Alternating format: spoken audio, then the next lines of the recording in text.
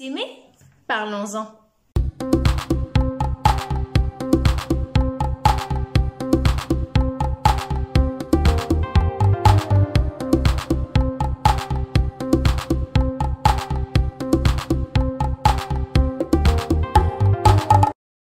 Hey, coucou les victorieux, j'espère que vous allez bien. Je sais, j'ai du retard sur la vidéo de la semaine. Du coup, les posts ont devancé la vidéo, mais en fait, j'étais pas en mesure de pouvoir la faire parce que bon, voilà, on a attrapé la grippe, c'était un peu compliqué et j'étais pas présentable. Et j'étais pas apte à pouvoir la faire. Mais bon, il n'est jamais trop tard pour pouvoir la faire. Donc voilà, donc dans la vidéo d'aujourd'hui, nous allons aborder le thème de s'aimer. Ouais, un sujet qui pique un peu, hein, n'est-ce pas? Oui, je sais.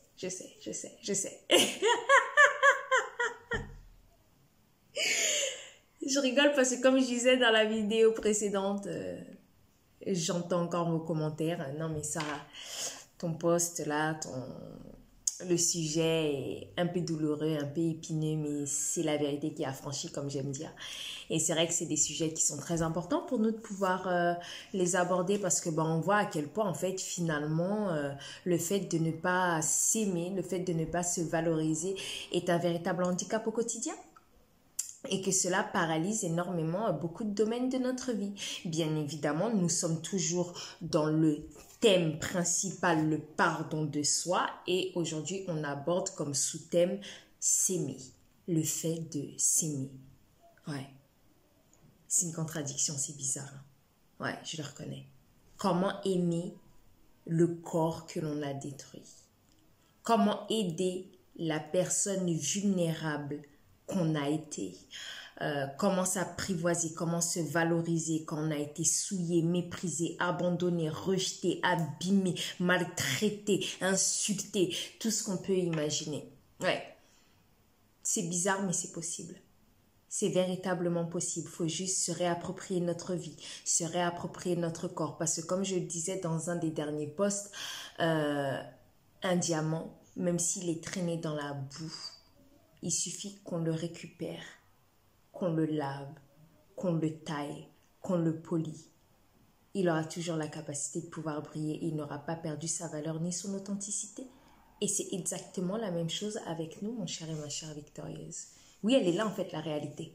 C'est que même si mon agresseur s'est permis d'abuser de moi ou a pris possession de mon corps, il fut un temps, ce corps-là m'appartient. Et même si lui a voulu le briser, moi aujourd'hui je prends la responsabilité de le prendre, de le nettoyer, de le réparer, d'en prendre soin et surtout de me le réapproprier parce que c'est mon corps, ce n'est pas le sien. Et ça c'est exactement la même chose en fait pour vous. Tout dépend en fait du regard que vous portez sur vous, sur vos capacités, sur la valeur que vous vous donnez. Non pas que la valeur physique, mais aussi par rapport à l'estime que vous avez envers vous-même. Vous voyez? Parce que et cette estime vient souvent en fait par rapport au passé qu'on a souvent traîné, ce qu'on a pu entendre dans l'enfance. Parce que bien évidemment, quand on a été vécu de ces actes-là, on a tellement un comportement bizarre. Après, non, c'est une réalité. Des fois, on est peut-être 10 personnes à l'intérieur de nous. On passe du rire aux larmes. Des fois, on est tellement méchant, on est incompris. On est tellement plein de colère, tellement de haine. L'entourage est démuni. Ils ne savent même plus comment nous gérer, comment nous comprendre, comment, voilà. Et puis, nous, des fois, on a des attitudes où on va se scarifier. On va se cacher derrière beaucoup de tenues vestimentaires. Là, quand les gens vont venir nous valoriser, on va lui dire, non, mais attends, tu parles de qui? Tu parles de moi ou tu parles de la voisine? Genre, moi, voilà, je suis jolie. Genre, j'ai un beau physique, genre j'ai des capacités, genre... Non, c'est pas genre, c'est la réalité. Et le problème, c'est que nous, parfois, on devient complice de nos bourreaux dans l'autodestruction. Oui, ce que je dis, je l'assume pleinement. Je sais, ça choque. Ça peut heurter. Mais quand ton agresseur vient pour te détruire, tu n'as pas à prendre le relais de l'autodestruction entre ses mains. Parce que quand ton agresseur t'a souillé pour te détruire, malheureusement, c'est que toi ou nous en général en tant que victime, ce qu'on fait, c'est qu'on continue en fait le processus d'autodestruction au lieu de l'arrêter. Au lieu de se dire, waouh, voilà dans quel état pitoyable il m'a laissé. Au lieu de te soigner, de prendre soin de toi, de te relever, de te restaurer, tu continues l'autodestruction. Donc, comme mon agresseur m'a considéré comme ça, comme mon entourage m'a considéré comme ça, comme la société me catalogue de cette façon-là, eh ben moi, j'accepte. Et je deviens mon autodestruction. Et je commence en fait à m'autodétruire. Même par mes pensées. Mais finalement, c'est qui a décrété que parce que en fait j'ai été abîmée ou que j'ai été souillée ou le fait d'avoir été abusée fait de moi en fait quelqu'un de mauvais, fait de moi en fait quelqu'un de faible, fait en fait quelqu'un de moi vulnérable, fait en fait de moi quelqu'un qui est sale, qui est indigne, qui est tout ce qu'on peut imaginer. Mais en fait, c'est qui décrète ça? C'est inscrit dans quelle loi en fait? Dans quel gouvernement ça a été établi? Est-ce que c'est une doctrine? Est-ce que c'est, je sais pas, une coutume, une culture? C'est ancré où en fait? C'est même pas dans un dictionnaire. Mais c'est nous en fait qui le considérons comme ça. Au nom de qui? Au nom de quoi? Je vais vraiment pouvoir attirer ton attention sur ce point-là, mon cher, ma chère victorieuse. Ce n'est pas parce que tu as été abîmé, souillé, méprisé, rejeté, abusé, violé, agressé que tu dois te considérer et t'observer et te regarder et te valoriser à la même égale que ton agresseur ou des personnes qui t'entourent et qui ne te comprennent pas. Trop longtemps j'ai porté cette étiquette-là. Trop longtemps j'ai été le personnage que l'on m'a fabriqué. Et en fait, j'étais prisonnière à l'intérieur de moi. Parce que je savais que j'étais pas cette personne. Je savais qu'en fait, c'était pas moi. Et j'ai dû enlever en fait ce manteau-là. Et de me dire, mais en fait, Sarah, pourquoi tu continues à t'autodétruire? Non, en fait, tu dois arrêter. Tu dois apprendre à t'aimer. Mais en fait, mon dilemme, c'était comment mettre ça en fait. J'avais besoin d'un mode d'emploi. Comment mettre ça en pratique? Comment m'aimer quand on m'a toujours dévalorisé, critiqué, pointé du doigt? De toute façon, toi, tu finiras jamais rien. Regarde ce que tu fais. Non, mais Sarah, est-ce que c'est logique à ton âge de faire des choses comme ça? Non, mais non, mais non, mais...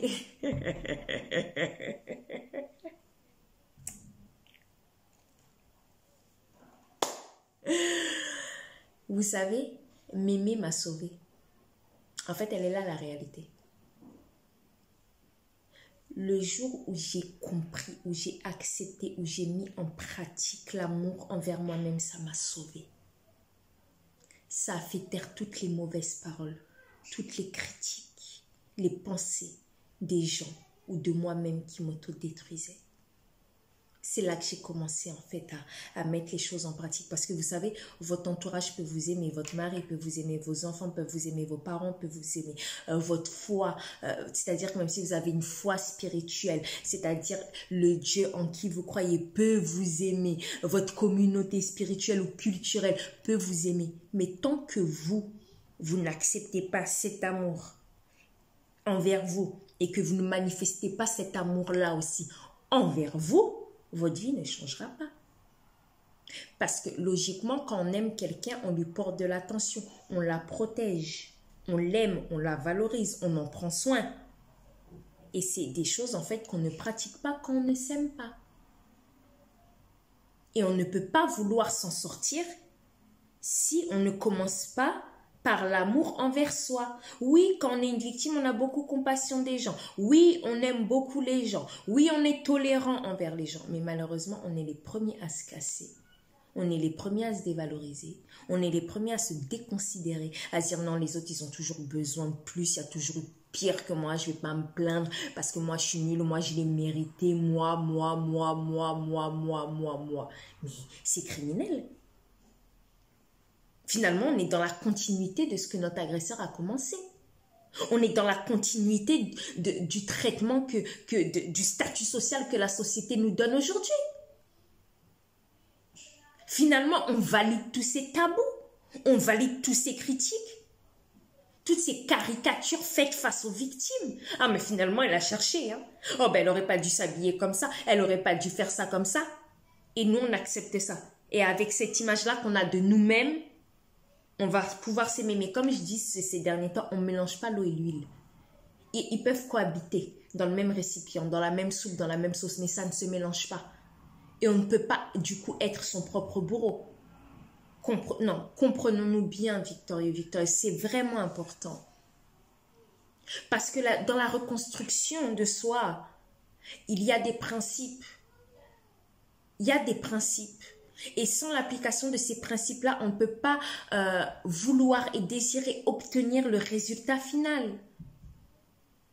On ne peut pas vouloir s'en sortir alors qu'on se méprise et qu'on se tue soi-même avec les pensées, avec les paroles, avec la considération et la valeur qu'on a envers nous. Non. Il est important pour vous de pouvoir décider d'arrêter de considérer toutes les choses négatives qu'on a pu dire vous concernant. La première, c'est pas parce qu'on a été victime que la souffrance est obligée d'être dans tous les domaines de notre vie. C'est pas parce qu'on a été victime qu'il n'y a plus d'espoir pour nous. C'est pas parce qu'on a été victime qu'on va être éternellement déséquilibré émotionnellement, psychologiquement. Non, non, c'est que des caricatures parce que se reconstruire, c'est véritablement possible. Comme disait tout à l'heure une des victorieuses qui tient un atelier, c'est pas un slogan, c'est une réalité. C'est un fait. Oui, c'est une parole à laquelle on s'accroche pour continuer à se battre, oui. Mais la reconstruction est une bataille. Il faut mettre des pas. Il faut se battre pour pouvoir se reconstruire, mon cher et ma chère victorieuse. Et avec les bonnes armes. Parce que si tu te combats avec les mauvaises armes, ces armes-là vont se retourner contre toi. Le manque de valeur, le manque d'estime, le manque d'amour, de considération. Il est plus facile pour toi souvent de pouvoir pardonner quelqu'un qui t'a fait du mal, mais toi, le fait de te pardonner, d'avoir été victime, ça, c'est impossible, ça. Non, c'est pas possible. Mais au nom de qui, au nom de quoi, en fait? Au nom de la mauvaise pensée, de la mauvaise perception que tu as de toi-même.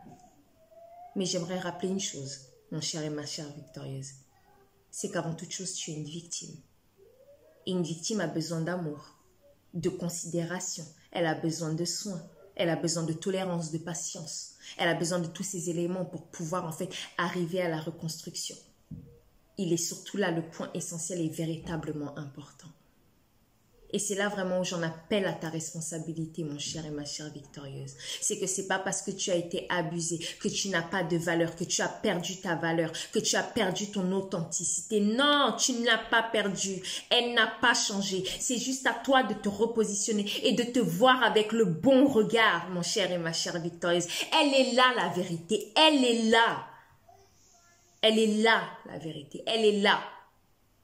Tu n'es pas un objet. Ni un objet de mépris, ni un objet de rire, de mépris, de tout ce qu'on peut imaginer. Non, tu n'es pas ça. Non. Tu es ce que toi tu veux être et ce que toi tu veux devenir. Elle est là, la vérité. Elle est là, la réalité. Donc, que vas-tu continuer à faire? Continuer à aller sur le chemin de l'autodestruction? Ou tu vas commencer à pouvoir te considérer et apprendre à t'aimer? Apprendre à s'aimer, c'est quoi? C'est accepter de se dire qu'on est belle. Accepter de se dire qu'on a des capacités. Accepter de se dire qu'on a des envies. C'est se faire vivre, s'aimer. C'est se considérer. Considérer sa souffrance, bien évidemment, sans être et demeurer dans la victimisation. Bien évidemment. Mais c'est aussi se considérer, se valoriser, s'aimer. Et ça s'apprend. Oui, mon cher et ma chère victorieuse, même si pendant 20 ans, tu t'es déconsidéré, il n'est pas trop tard pour apprendre.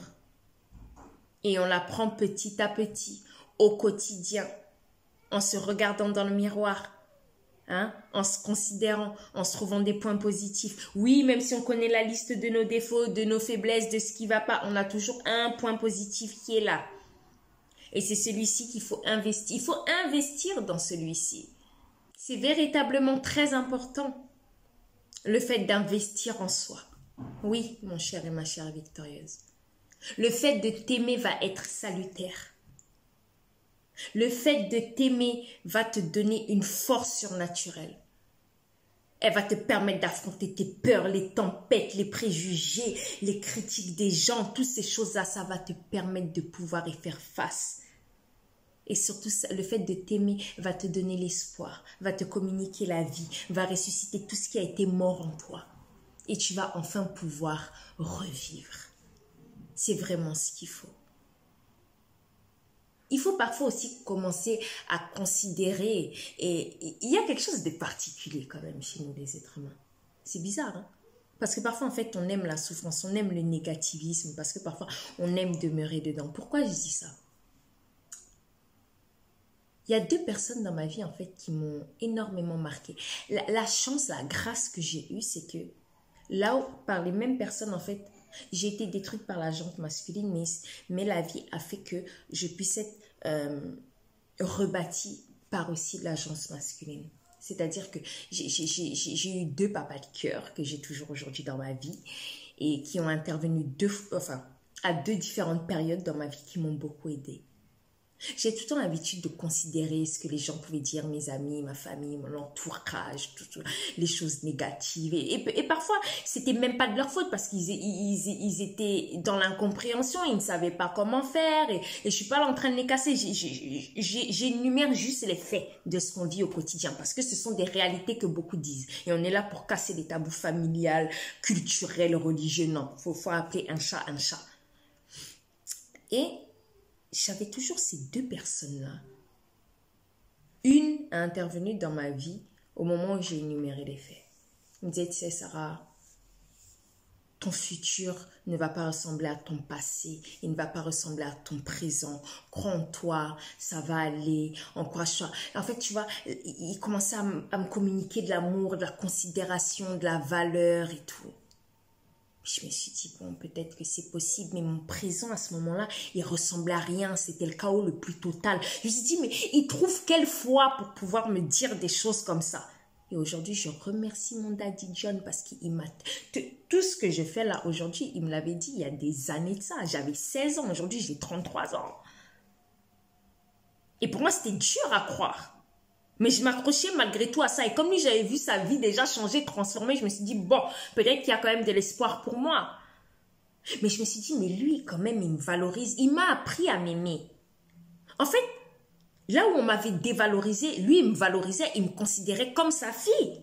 Et pourtant, on n'a rien à voir. On ne fait même pas partie du même pays. Mais il m'aimait comme sa fille. Et en fait, après, j'ai commencé à accepter son amour. Et son amour, en fait, a communiqué la vie en moi. Et ça m'a permis de me voir autrement, à me dire, mais attends, si lui il est là, il me valorise, il me considère, il m'encourage, c'est-à-dire que je peux quand même devenir quelqu'un.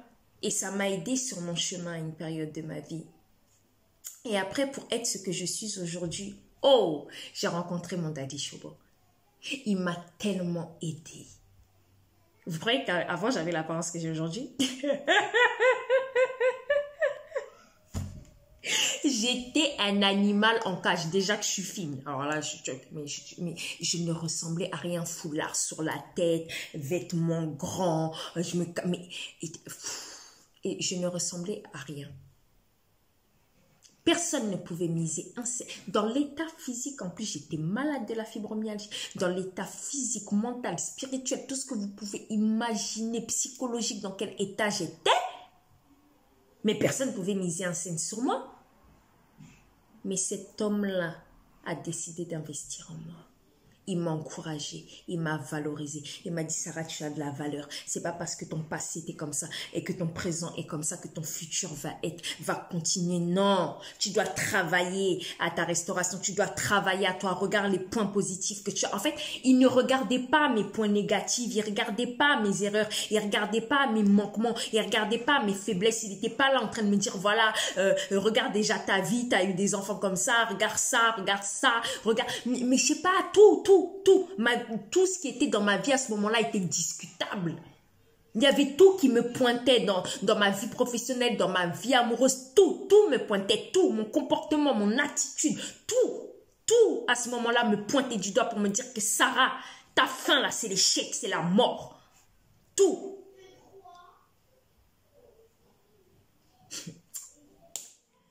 Vous savez, des fois, on aime valoriser les paroles négatives des gens qui sont là, qui nous détruisent, qui nous cassent là.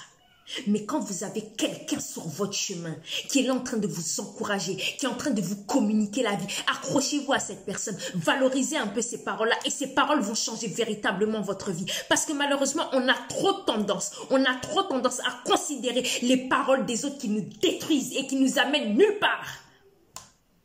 Et quand quelqu'un vient avec des paroles de vie, des paroles encourageantes, on est là à se dire non mais de toute façon ça sert à rien. Non, alors que moi Sarah, j'ai trouvé la vie là-bas. J'ai trouvé la vie là-bas. Il a tellement investi en moi. Tellement investi en moi. Et je lui en serai à jamais reconnaissante. Ces personnes-là qui m'ont communiqué la vie, l'espoir, qui m'ont appris à m'aimer. Je ne savais pas m'aimer. Mais en fait, comme eux m'aimaient, comme eux me valorisaient au travers leur amour, j'ai considéré cet amour-là et en fait, je l'ai transformé en fait vis-à-vis de moi. Et c'est ça qui m'a bâti, c'est ça qui m'a permis de mettre fin à beaucoup de choses dans ma vie professionnelle, amoureuse, personnelle, amicale, tout. Ça m'a permis de faire le ménage complet et d'enlever tout ce qui était nocif et négatif pour moi. Même si parfois je l'ai fait de la mauvaise façon et peut-être pas de la bonne manière, certes. Mais ça m'a permis de enfin accepter les bonnes choses qui étaient pour moi et d'enlever les mauvaises choses. Ça m'a permis de changer mon système de pensée, mon regard envers moi-même. Et quand j'ai commencé à considérer tout cet amour et que j'ai commencé à me le communiquer à moi-même, à prendre leurs paroles que eux me disaient et de les adapter à moi-même, à me dire mais c'est vrai Sarah, tu peux. Comme eux ils me disaient je pouvais, je me suis dit tu peux. Et après en fait ce pouvoir-là s'est transformé en capacité et ça a apporté du fruit. Et aujourd'hui, je suis là où je suis, mon cher et ma chère victorieuse. Bien que tout n'est que grâce, mais j'ai dû y travailler. Tu peux avoir la foi que tu veux pour déplacer les montagnes. Il n'y a pas de souci. Tant que tu ne t'aimes pas, cet amour-là ne pourra pas te transformer. Tant que tu n'acceptes pas l'amour qui t'est donné, tu ne pourras jamais avancer, mon cher et ma chère victorieuse. Toi seul pourras considérer ta vie. Toi seul as le pouvoir de pouvoir aller sur ce chemin de la reconstruction. Il y a des choses que les gens ne feront pas pour toi. Telle est la réalité. Nous pouvons t'encourager. Nous pouvons t'aimer. Nous pouvons te soutenir. Nous pouvons faire tout le nécessaire. Mais si toi, tu ne décides pas de t'aimer, de te considérer, de te valoriser, d'accepter que certes tu as un passé, certes tu as un présent, mais que tu as la capacité de changer ton futur, rien ne changera. Comme je disais précédemment, l'eau et l'huile ne se mélangent pas même s'ils peuvent cohabiter ensemble. C'est une réalité. Que choisis-tu de faire, mon cher et ma chère victorieuse? Aime-toi, tu es une créature merveilleuse. Tu es une femme et un homme merveilleux. Parce que ce que tu as vécu ne détermine pas réellement qui tu es. Ce qu'on a dit de toi ne détermine en rien qui tu es vraiment. Tu n'as pas perdu de ta valeur et de ton authenticité malgré ce que tu as subi et malgré les conséquences que tu as eues. Non. Mais ça a détruit beaucoup de domaines de ta vie. Il est possible pour toi de pouvoir réparer tout ça, que tout cela se répare et que tout cela change. Pour que tu puisses aujourd'hui avoir une vie normale. Oui, une vie normale. Une vie normale selon une victime, c'est quoi? C'est avoir la paix, pouvoir se regarder, pouvoir être dans la joie, Parce que vous savez, c'est pas le fait d'être marié, d'avoir des enfants, tout ça, hein, qui fait que de faire comme si, je suis une victime et j'ai réussi à faire ça, donc... non, c'est le fait d'être bien avec toi-même. Elle est là la vérité. Le fait d'être bien avec toi-même. Le fait que tu puisses réaccepter ton corps, te réadapter, te réapproprier ton corps, ta personne, ta valeur, ta considération. Elle est là ta réussite en tant que victime. Parce que oui, beaucoup ont des enfants, beaucoup sont en couple et vivent des naufrages complets. C'est une réalité. Mais quel est le rapport que tu as avec toi-même? Tu peux être très bien socialement. Tu peux avoir beaucoup d'amis. Une vie professionnelle, mais oui, tu es entouré de beaucoup de gens, tout le monde t'aime comme tu es là, tu manages ton équipe, tout le monde aime et apprécie ta compagnie, mais toi-même, tu te détestes. Il y a un problème à quelque part. Avant de vouloir plaire aux autres, il faut apprendre à se plaire à soi-même. Elle est là la vérité. Bon voilà, mon cher et ma chère victorieuse. Je pense avoir tout dit. Désolée, c'est vrai peut-être que j'ai été brute dans mes propos. Mais c'est la vérité qui a franchi. Il est temps pour nous de pouvoir nous ressaisir et de voir la réalité en face. Et même si pendant longtemps tu as fonctionné avec des mauvaises pensées, avec un mauvais système, il est temps pour toi de pouvoir te relever, pouvoir tout recommencer et rebâtir ta vie. Parce que même si tu as mal commencé, même si ton passé était chaotique, même si ton présent est détruit, ton futur peut être glorieux. Et ça, c'est une vérité. C'est une vérité. C'est pas un blabla, c'est une vérité. Et n'oublie pas une chose, c'est que tu es une victime, certes, mais avant toute chose, tu es une victorieuse. Parce que ces actes-là n'ont pas eu raison de toi. Donc voilà, c'était Mrs. K pour vous challenger, pour vous booster, pour vous aimer et surtout pour vous dire la vérité. À très bientôt!